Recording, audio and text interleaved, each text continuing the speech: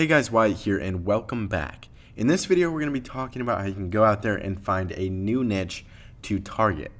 This is obviously where it all starts. I mean, you can't really do keyword research until you at least have a niche picked out.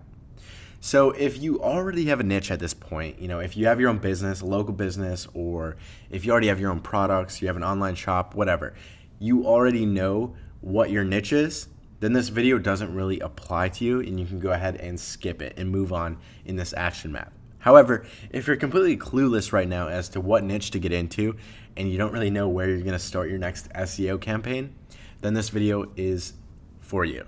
So let me start off by saying that no matter what situation you're in right now, it doesn't really matter what niche you go with, because later in this action map, we're going to be able to take any niche and break it down and niche down until we have great profitable keywords.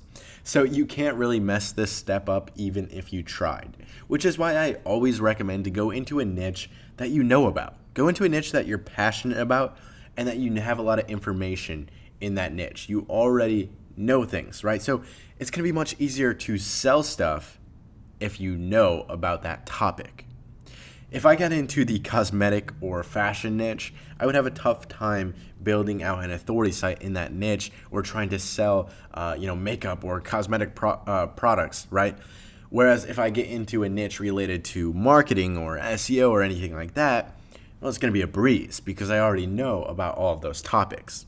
Of course, that doesn't matter. I could go into the fashion niche and I guarantee you I could make money and build out an authority site with my SEO campaign.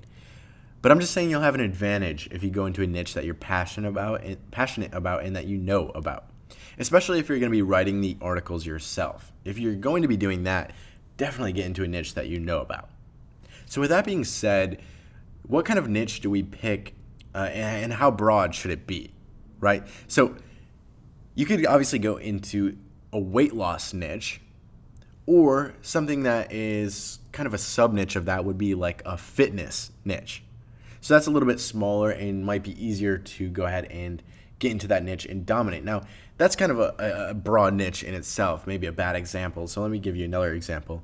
Something like weight loss for elderly people could be a niche all in itself. And you can go out there and build an authority site, an SEO site, completely for elderly weight loss.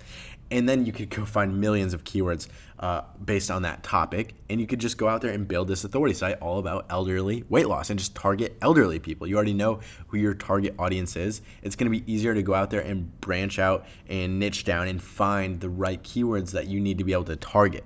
There's probably going to be a lot less competition as well. With that being said, you can definitely get into a broad niche, and it'll all just depend on the keywords that we find later in this action map. And you'll just kind of keep growing and branching out until you can become more of an authority in that niche. It'll just take a longer amount of time. It'll be a longer process becoming an authority, depending on how broad the niche is, right? I hope that makes sense. So this video is very short. I'm going to wrap this up here.